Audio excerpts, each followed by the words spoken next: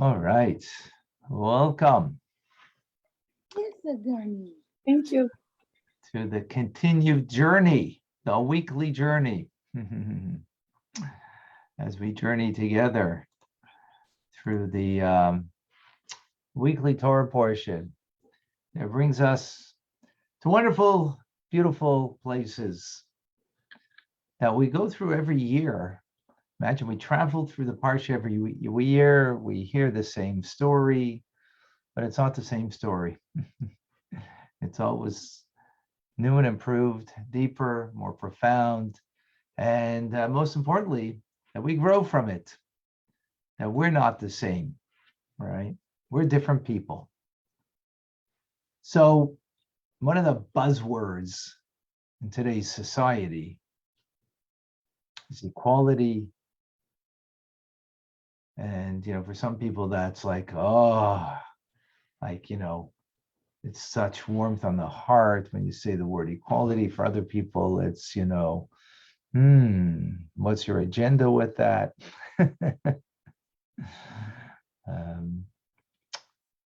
Equal access or equal output? Right? So what do we mean by equality? So some people, it's, regardless of gender, race, or nationality, everybody needs to be treated equal, which probably no one would argue on that, right? That you should be treated equal. Or some might argue, well, I treat my kids better than I treat someone else's. So what does it mean, equality? And is there really a concept of equality? Is it something that we're just, it's a buzzword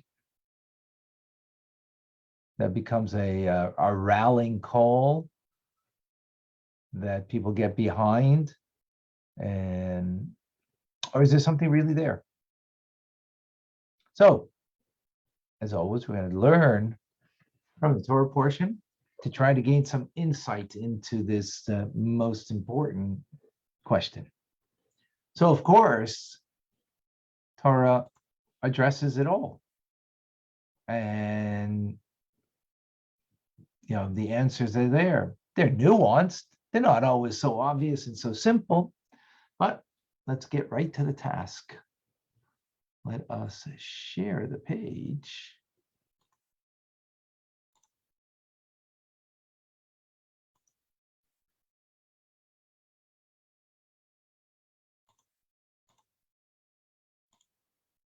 So you see there, it's in front of you.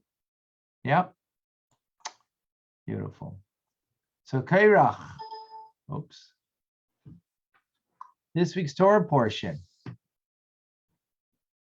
But before we get into the portion itself, let's go back to an original portion. Where does the concept of equality come from? It has to have an origins. Well, as everything in the Torah, the origins, none other than the very beginning of the creation of man. God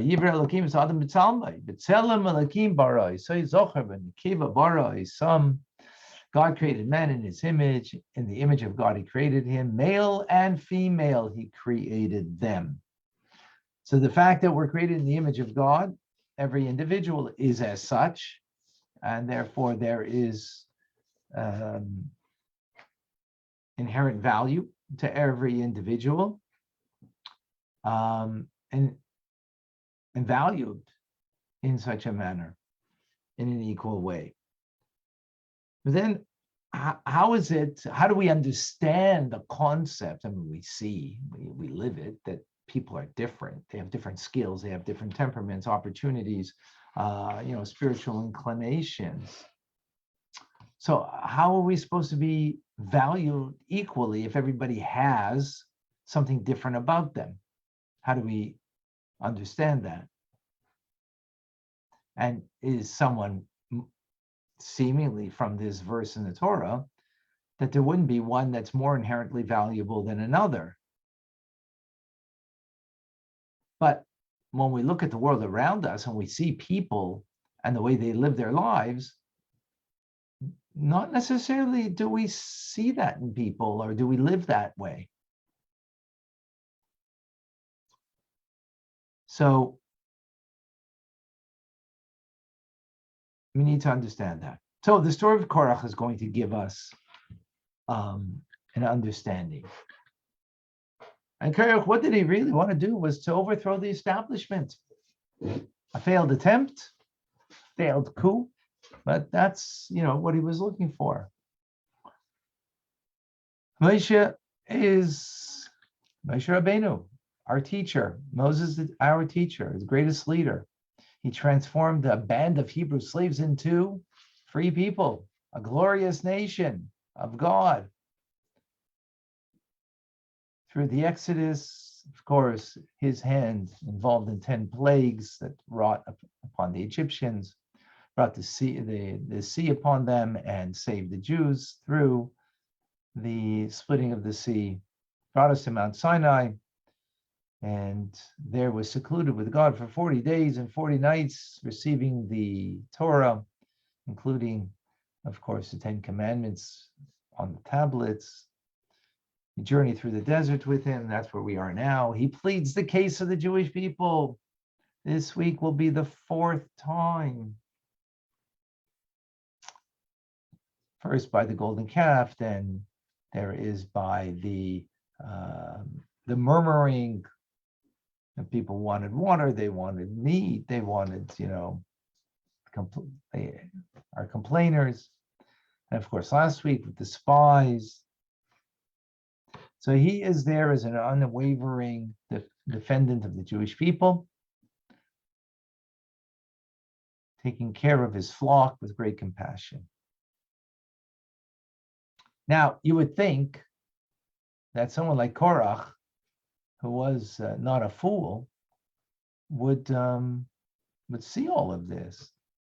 But this actually brought to him a displeasure, bitter feelings.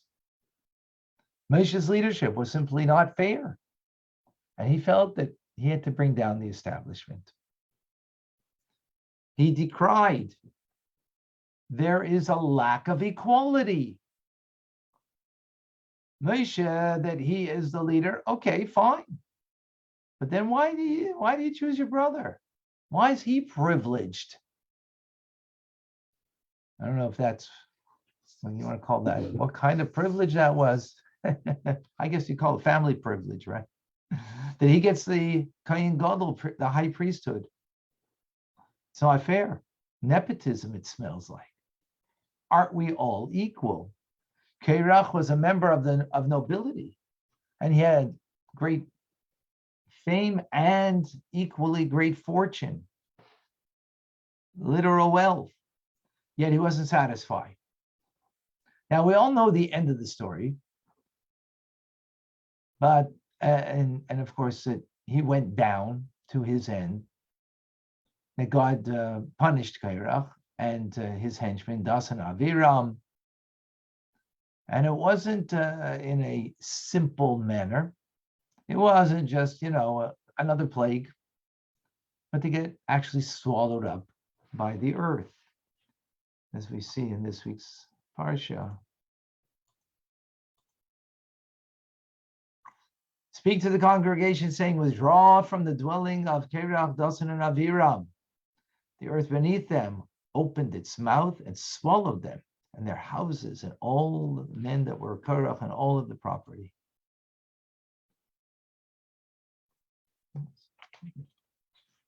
So that was the Korach and Avis and the families. But then there was the rest, 250 men who were men of acclaim. They were consumed by a fire. A fire came forth from God and consumed 250 men who had offered the incense. So some questions that we need to deal with. Question number 1. Why did God see it necessary to dole out 2 different types of punishments? The 250 men were supporters of Korach. Why the difference between them? That's the first question we need to understand. Seemingly, they were all part of the same crime or the same sin. And, if they're part of the same sin, as we know, measure for measure, they should all have been met with the same punishment. Why something different? And furthermore, what's the connection between being burned by a fire or swallowed in the earth and the sin of the rebellion against Moshe and Aaron? As we have just mentioned, that midah keneged midah means measure for measure. God punishes an individual, in accordance with what the sin is. That's what the response is in meted out punishment. How do we see that over here? How do we understand that? And of course, it sounds like they did two different sins because there's two different punishments. And the Abarbanel, he asks this question. The Abarbanel, a 15th century sage who was the leader of the Jewish people during the expulsion of the Jews from Spain. He actually was a minister in the court of King Alfonso in Portugal thereafter. So he asked, why did Moshe pray for the earth to open up and swallow them and not for a fire to burn them? And why did he see fit to pray for the earth to open up and swallow them? What connection is there between the punishment and their sin?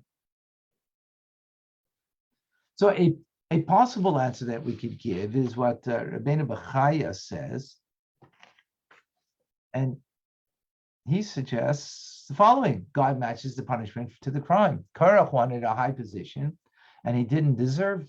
Therefore, he was punished by being relegated to a position below the earth.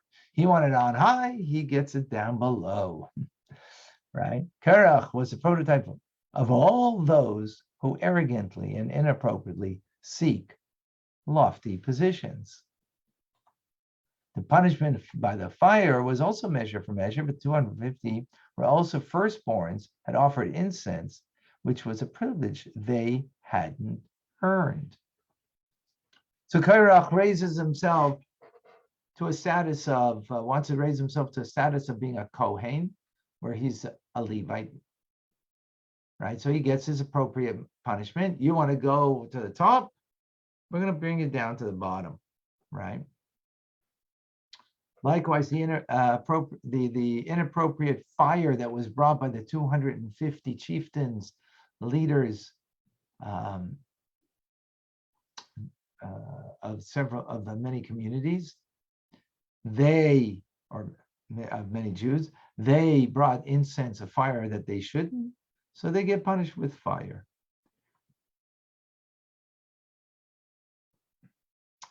But there's, in the punishment, it emphasizes being swallowed up.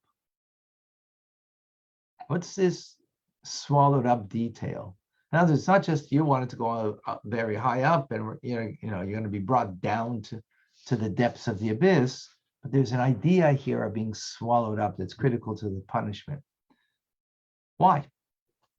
What is this relevance of being swallowed up? Okay. So the best way to understand the punishment is to understand what the sin was that led to the punishment. What did he do wrong? Right? What was this quarrel all about?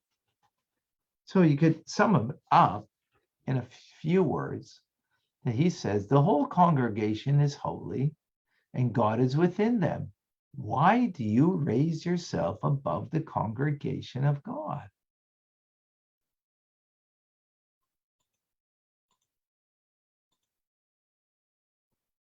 Here we have it in the Parshah. Then Korach took himself aside, together with Dasan Abiram and On ben Pelet. These men, together with 250 of the nation's reputable chieftains, confronted Moshe. They surrounded Moshe and Aaron and said to them, you have taken too much greatness for yourself. This whole nation is holy, and God is among us all. So why do you rise above God's congregation. Here we have it. Korach's goal, and with an outcry, was to raise the banner of utter equality. Why is there extra holiness to some and not to others? All Jews should be united, was what he demanded. Now, it sounds like his intentions are very noble, but he veered off. And of course, with disastrous results. But where did he go wrong? How did he get off track so much? How could it be that if what he's looking for is for equality? That's what he's asking. And he becomes the archetype of quarreling. As the Talmud tells us, do not be like Korach and his congregation. For anyone who gets involved in quarreling, that's who you're like. So Korach's goal is the outcry, was to raise the banner of utter equality. So how does he get so off the track? That the Talmud tells us, Rav said, the one who is involved in a quarrel transgresses negative precepts. As it says, one should not be like Korach and his congregation. The Rebbe asks in this week's Sikha, how could a demand for unity among Jews result in dispute? And how could the dispute be so polarizing that it's become a prototype for every quarrel among the Jews forever after? So that's a very, think about it. This is what he's coming to do. Bring equality. Bring, I don't know if you wanted communism, socialism, if you want to put it in those terms or not. But he becomes the prototype of quarreling when he just wants to bring equality. So we're going to get an answer from something that's hinted in the words of Moshe in his response. And here it is. In the morning, God will make known who is his and who is holy, and he will draw them near to him. And the one he chooses, he will draw near to him. So, what does it mean, morning? So, this plain meaning of morning is, let's wait till the morning. Maybe you'll cool off and maybe you'll kind of rethink things, right? So, in morning, well, let's revisit this, right? But the Medrash, which Rashi quotes, says that Moshe responded in the following way. God sets certain boundaries in this world, such as night and day. And just as the boundary between night and day cannot be blurred, the boundaries between people also can't be blurred. For example, the Jewish people are set apart from all nations of the world. And Aaron, the high priest, is set apart and sanctified from the rest of the Jewish people.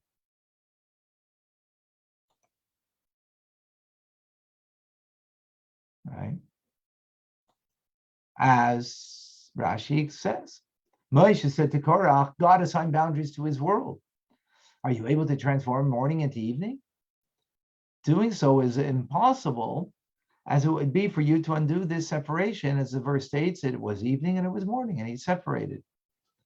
Similarly, it says Aaron was set aside to be sanctified. So just like morning has to be morning to serve its function, and evening has to be its evening in order to serve its function. Similarly, each of creation has its separate function and set aside. And this is what he responds. So on the surface, this is a very straightforward exchange. The world operates with boundaries. Everything has its role, right? The sun is 93 and a half million miles away. It's exactly where it needs to be, and it's there at the times it needs to be. The moon is exactly where it needs to be. Anything that's off a little bit, as we know, that if the sun were just I don't know if it'd be 10,000 or miles closer or further, we'd either be burnt or we would freeze. So it's exactly where it needs to be, exactly when it needs to be, and the moon and everything is got its place, its time, its boundaries, and the what it needs to serve. Likewise, we also have exactly the boundaries in what we need to serve. So that's pretty simple. But it doesn't end there. It goes deeper than that. If we left it there, then that's it. Simple. Simple response. And for the 5-year-old, that's a simple response that we need to give to them. 5-year-old needs to understand Torah on their level. And therefore, this would be how Rashi would explain in a simple way. But we are going to go deeper and to understand more profoundly that he desired something more that we haven't touched upon. There's more to play over here, more at play rather. And then when we understand the more at play here, we'll understand more clearly how the punishment is a measure for what they did wrong. Being swallowed up alive by the earth and consumed by fire. So let's explain. Based on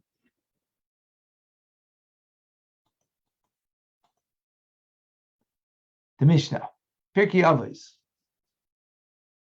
says the world was created with 10 utterances. What does this teach? For surely it could have been created with one utterance. What are the utterances, by the way? Bereshis is the first one. Vayi, or let there be light. Let there be rakiva seichamayim. Right? Let the grass grow. Right? That the sun should be placed in its position, the moon in its position, and so on. These are all for the 6 days of creation, the 10 utterances of Hashem. Right? Something we're learning right now, and we're actually tomorrow in Tanya's class, we'll have a lot more about that.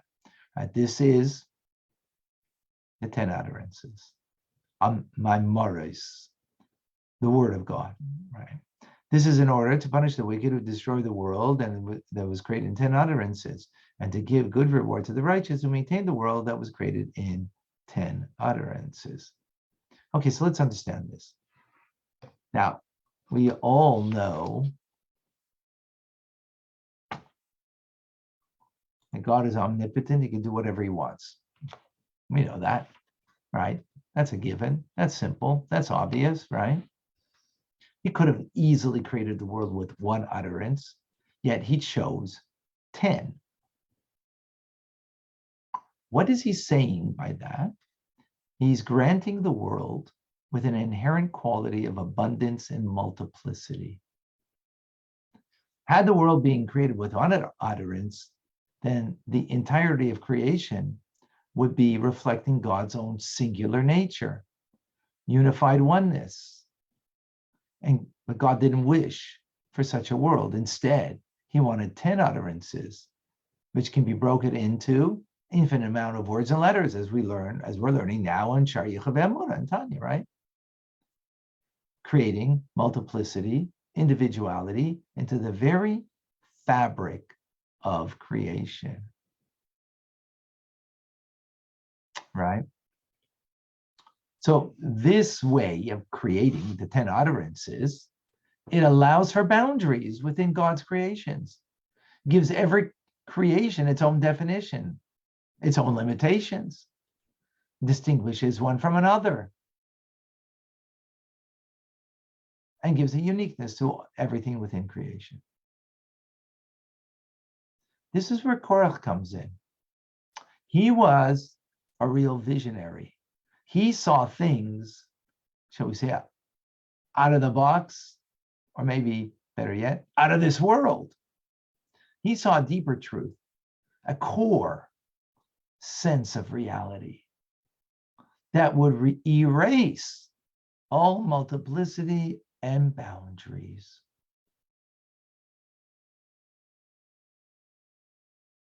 So that's where we're going to go.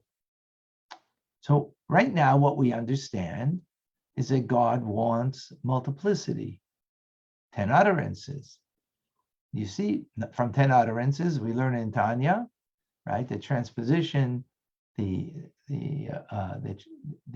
exchange of letters, right? Make new combinations of letters and words that make new created beings.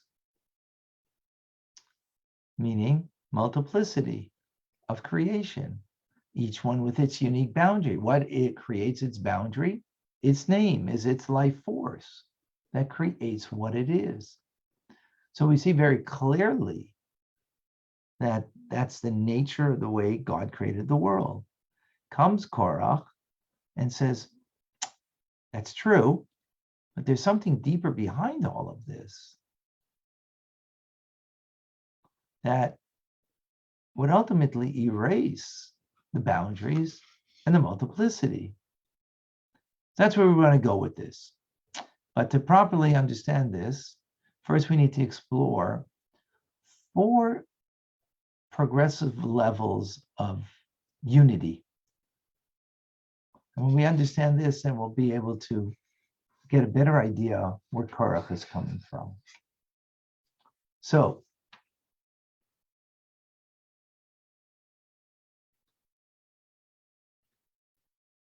second.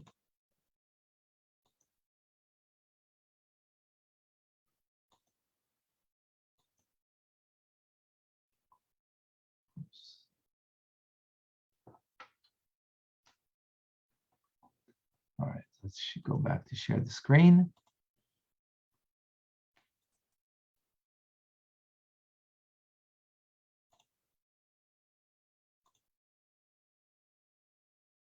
Okay. 4 ways to deal with variety or multiplicity. Tolerance and respect. Valuing all perspectives. Focusing on the shared goal. Focusing on the shared core. Let's examine these levels.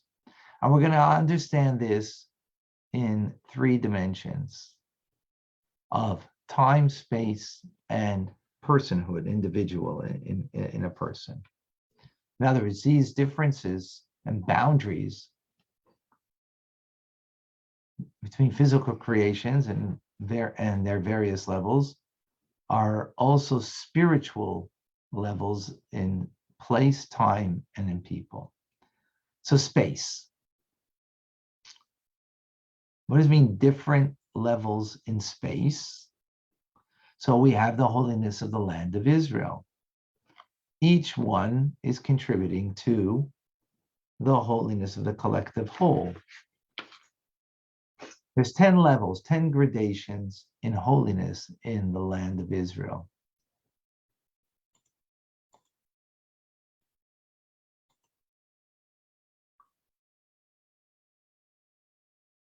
Let us see. Mishnah tells us there are 10 grades of holiness, and the land of Israel is holier than all other lands. That's the first. Cities and walled are holier than the rest of Israel. Number 2, the area within the wall of Jerusalem is holier than the other walled cities. That was 3. Now, number 4, the Temple Mount is even holier. The Chel is even holier. The court of the women is even holier. The court of the Israelites is holier. That was 7. The court of the priests is even holier. That's 8. And the area between the porch, the ulam, and the altar is even holier. 9. And the Heichal sanctuary is even holier. And the Holy of Holies is the holiest. The walled city is the beginning one because it's speaking about Jerusalem.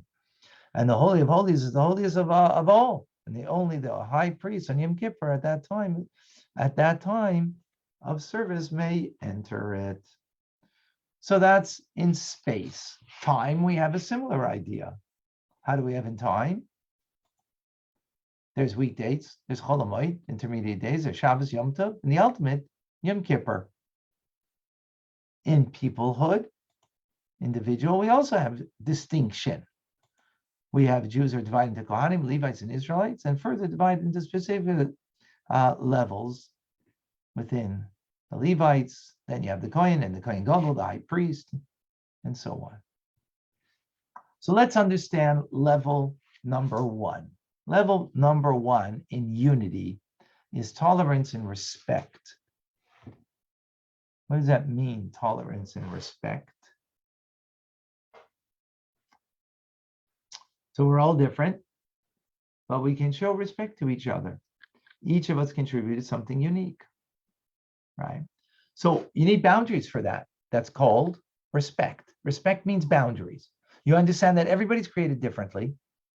You need to be able to tolerate another and who they are, and moreover, respect them, that they have something unique that they bring to the general mission, and each person has to stick to their own, uniqueness, their difference, and show respect to another at the same time. Because all of us contribute something unique to the general mission of goodness and kindness, of changing this world, right? That's the first level.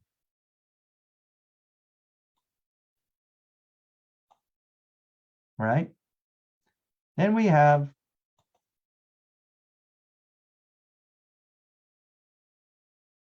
the second level. The second level is of unity, is that we complement each other. Right? The first level was everybody has their uniqueness, respect everybody that they have something special about them, right? At least tolerate them, respect them, right? Here, we complement. Just like Shabbos, all the days of the week are blessed by Shabbos. Shabbos complements the week because it blesses it.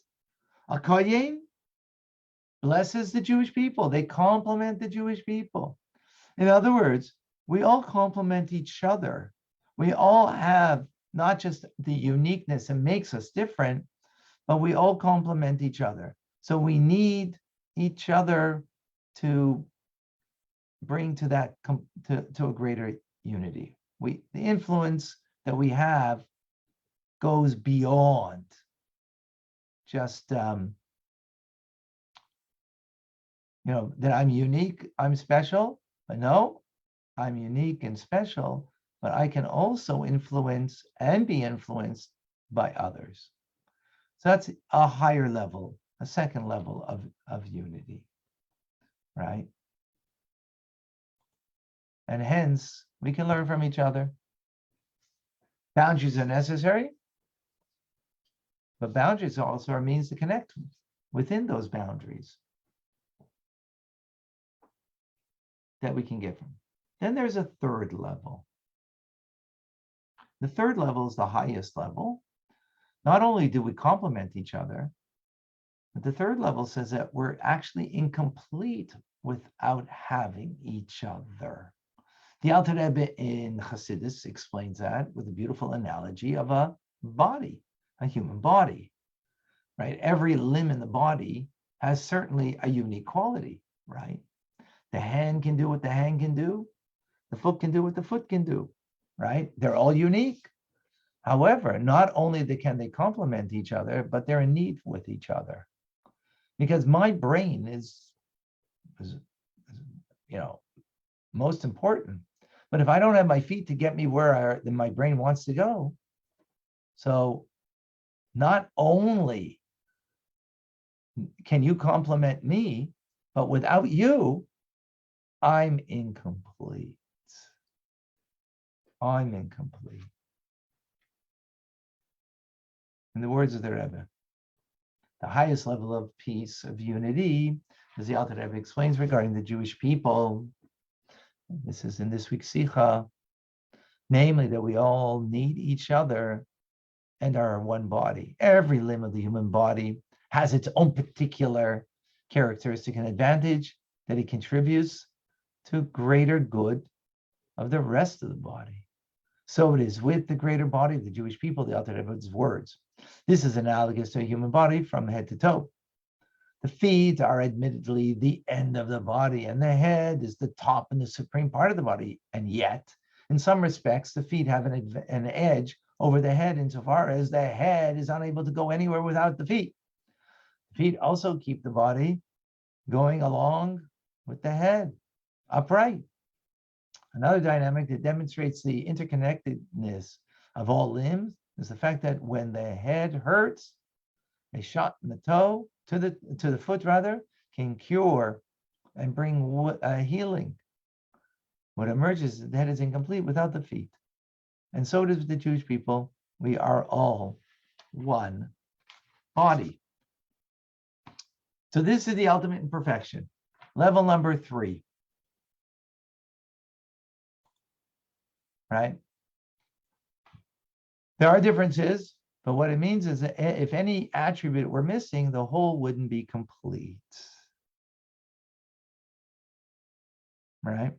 So what does that mean? So that is as far as peoplehood, we understand that. So it is in space, as we mentioned, the 10 levels of holiness in the land of Israel.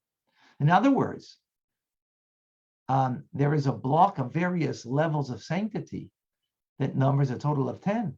Without one, the entire block would be missing. In other words, Jerusalem is a holy city only relative to something that is lesser than it. So it has its unique and distinct sanctity relative to other walled cities. If other walled cities didn't exist, well, it's like the head that would not be able to go anywhere without feet. So they're interconnected and interdependent. And finally, the same thing as with the third dimension of time. It can't be a year that only has Shabbos and holidays. Even sometimes when you're Shabbos and holidays, that's all you want. To be a complete and full year, you need both regular days, mundane days, holy days, intermediate days, all types to make a complete year, a complete cycle. So accordingly, Shabbos needs Friday and Friday needs Shabbos. You need Friday so you can prepare for Shabbos. And you need Shabbos so it elevates everything that you prepared on Shabbos, on Friday. So the two are interdependent on each other.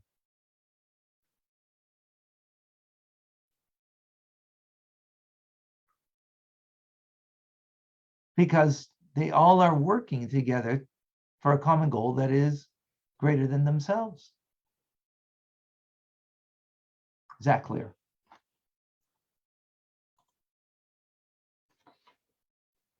Yeah? We're clear so far? On the 3 levels.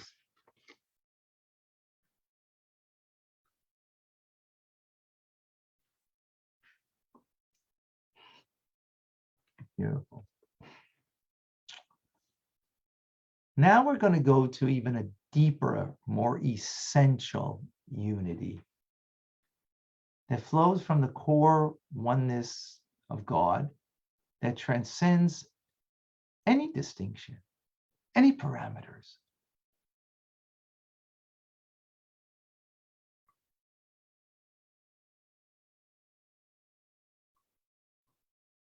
Here we're talking about multiplicity, distinction, coming together, right? Whether each one is just doing their thing and respecting the other, or you recognize that you can gain from another, or the third level is that like we're one body and we're dependent on each other, even a deeper unity. But here's something that doesn't begin with multiplicity. It begins with the singularity of existence. God. Let's take an example.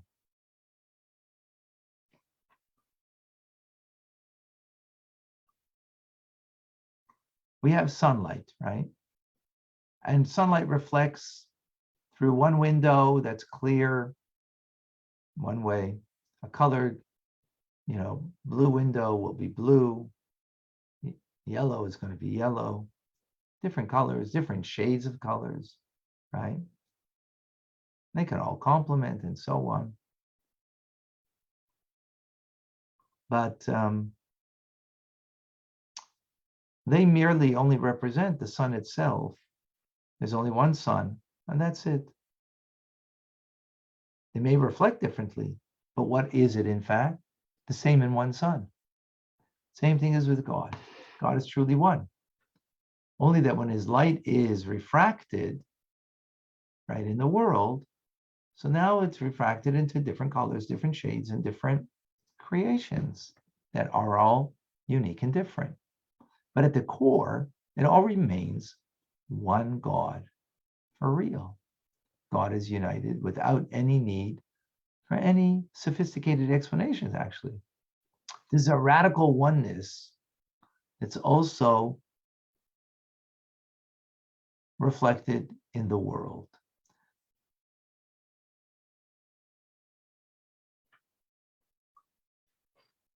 You may say that this is sort of reflected in the Holy of Holies, this radical oneness. How so? Because in the Holy of Holies, you had the Ark of the Covenant that was 2.5 cubits long.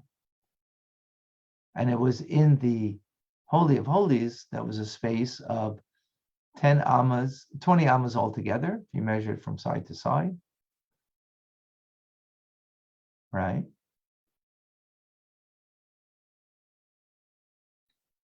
And 20 amas altogether. But when you measured from one wall to the side of the ark, it was 10. And from the other side, it was 10. And you still had 2.5 in the middle, which would be 22.5. Yet when you measure wall to wall, it was only 20. So it was there and wasn't there at the same time. How? Because this is a oneness of God that's beyond something that we can understand. This transcendent level of God in space is also the transcendence of God on Yom Kippur in time.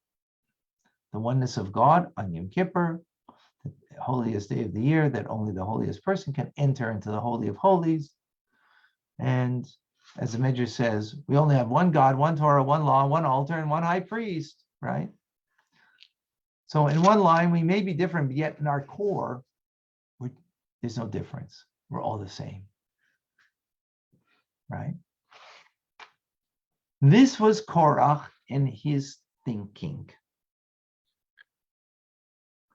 He thought in these terms. In our core, we're all the same. We may reflect the sun differently. We may reflect God in a different manner. But in the core, there is no distinction.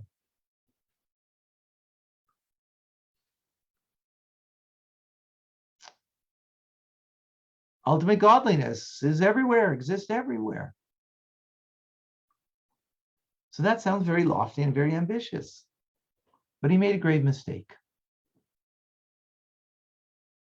Because this level, that at our core, there is no distinction, is only when our core is reflected that way on the outside.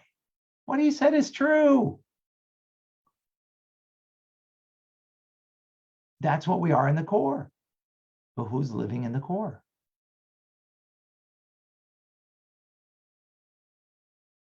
Who's living there? Who's reflecting that on the outside?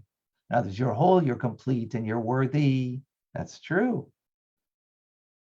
But that you're living that, you're an embodiment of that in everything that you do.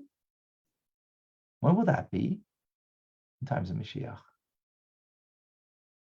In times of Mashiach, when Then no man will teach his fellow, for they will all know me, God says, because your core, you will be living it. It will be real. Now we're a work in progress, right? Now we're a work in progress. And that's what TRC, we were learning to live and with that, which, by the way, will be in about 40 minutes, remind you. But this is where Korach went wrong. He wanted to introduce something that there should not be any distinction in a time when not everybody is living. Not everybody is living the core on the outside. The core is there on the inside. The core is the true me. Absolutely. No doubt about it. But he's shooting too high at that time, not where the people were at.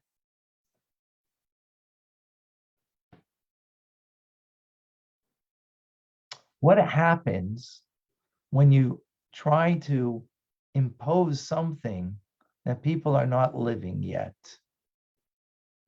It's a truth that in the core, we're all a reflection of God. But on that truth, that does away with any hierarchy. If I am the embodiment of the truth, and you're the embodiment of the truth, and everybody's the embodiment of the truth, what do you have today? One word. Come on, give me one word. Today, not Mashiach. Confusion. Confusion, I'll put it even stronger than that, Ahuva, but very good. Chaos. You have chaos. And that's actually what's happening as a prelude to Mashiach. You know, that there's no, that there's two sides in the world today, especially embodied in America, right? Complete chaos that's going on. Because I'm the embodiment of the truth, and I'm not going to learn from you. You're not going to teach me. All right. I'll only teach from someone who's on my side of the fence. Now, that all became political and it all became an agenda. That's what it is ultimately. But this is the core of it, where it's coming from. Right? And this is creating a chaos. So that means you don't need a teacher. That means you don't need an authority figure. Well, yeah, in the times of Mashiach, when we will be living on such a level that what we are in the core of our being, a reflection, right, of God, and we're living that in every fiber and every thought, speech, and action, in every part, every fiber of our being, then of course, that won't lead to chaos. That'll be the ultimate unity, because we will all perceive the truth of God, the oneness of God, and that we're just a reflection of him. Now, we're working in that direction, but to, as a result, throw off any hierarchy that there is, any hierarchy of an order, that there's a Moshe Rabbeinu as the king, and that there's an Aaron HaKayin as the high priest, right? What did they say? As Rashi brings out, all of us want to be the high priest. First of all, how can you all be the high priest? Well, when Mashiach comes, we'll all be the high priest. That way you don't have to learn from anybody, because you're learning straight from God. In times of Mashiach, it won't be chaos. Today it is, if we would live that way. And that's the chaos that we're seeing in the world around us.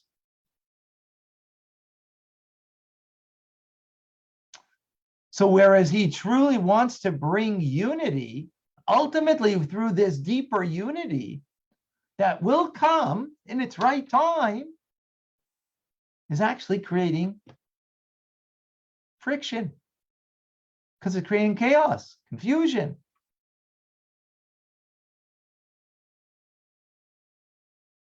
That was the problem. Is that clear?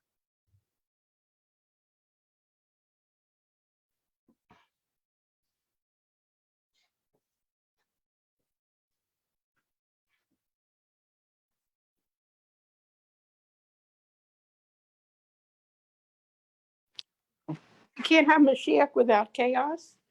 Is that what you're saying? And is it too much of a stretch to say it was like Rabbi Akiva's students, that they all thought they know the truth?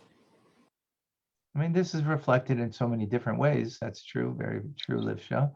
I don't know if it means we can't have Mashiach without chaos. It means, no, we should.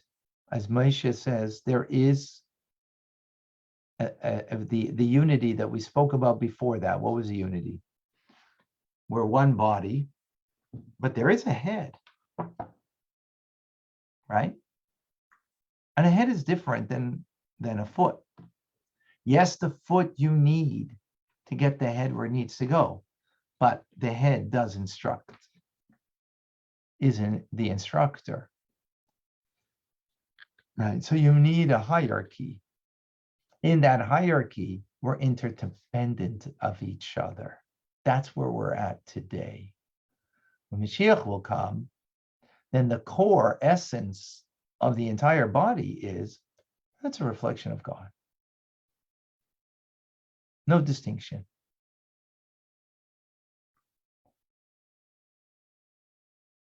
And therefore, we'll be able to learn directly from the presence of God.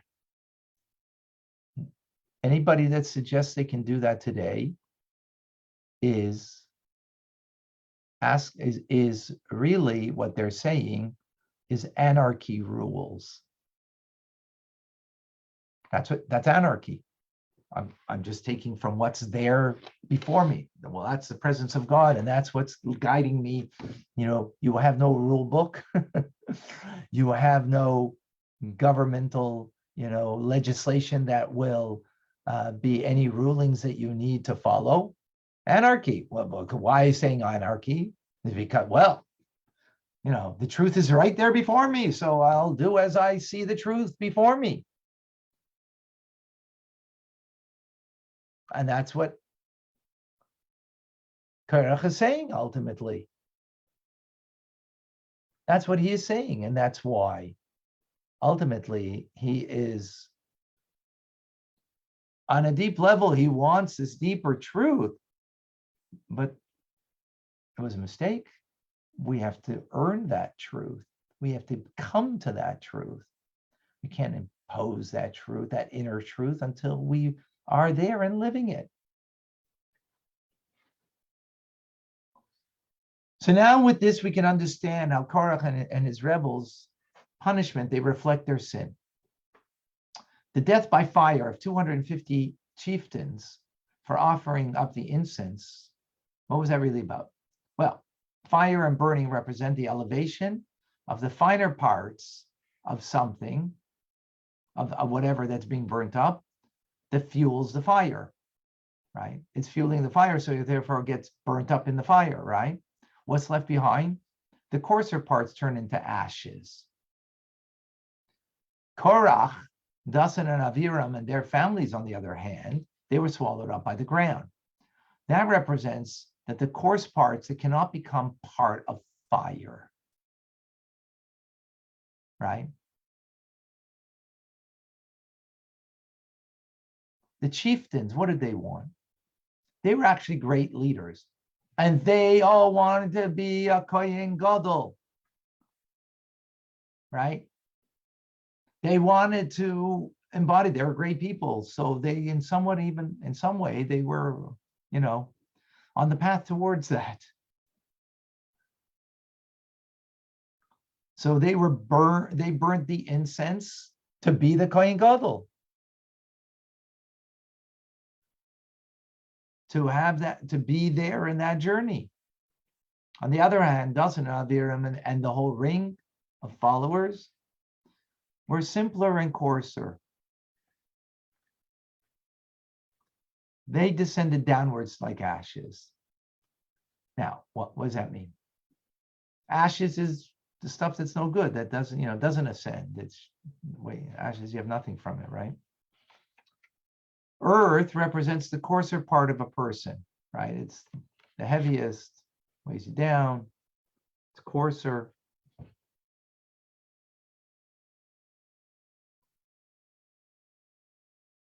When you have a goal that is not within your means to reach, and you are aiming for something, you might think it's your spirituality that is turning you that way, but it's not. It's your coarseness. It's not your refinement that's bringing you there. Refinement wouldn't bring you there if you're the ones who are at the helm of this rebellion. In the end, that's what it was. It was a rebellion against Moshe and his leadership. So you put it into terms of, high lofty things. There's something to those high lofty things, but really where it's coming from is your coarseness, something that can't be elevated.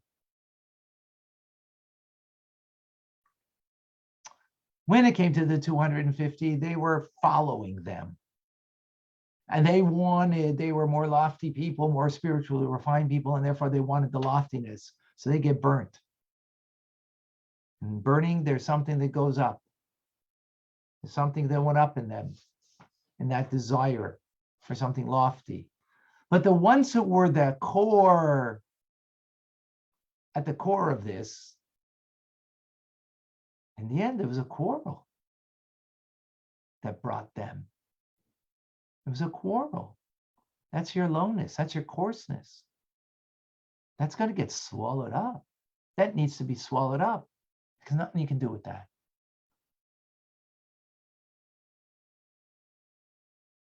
Nothing you can do with that. In other words, there's nothing there of any quality to remain. In the fire, there is, right? In a fire, there's the fuel that it's fueled by what's burnt up. So it's creating a fire. Swallowed up in the earth means there's nothing to remain here. Because there was nothing in that in the core that motivated them. That when you're ambitious in this manner, shall we say, that is coming from a good place. It was a negative force ultimately, and needs just to be swallowed up.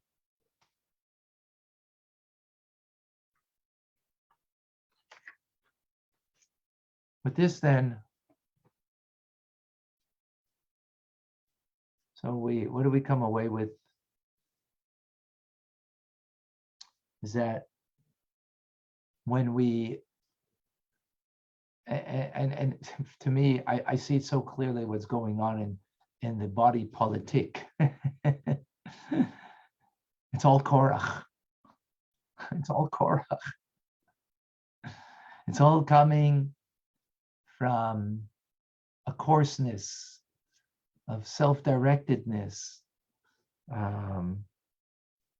that is just going to swallow up people. Even though sometimes the language sounds so nice, the equality and all of this stuff, we're all the same, we're not different, and this and that. And as a result, what do? You burn down cities. In the name of equality, you burn down cities. You kill people in the name of equality, right? Now, there's the other degree that totally not talking about, where we're not equal, right? And I'm better than you, and therefore that's why you need to be deposed. But that's not our discussion here, right? Here it's like coming from seemingly a good place, but it's not, because look what the actions brought to. because it didn't come from a good place.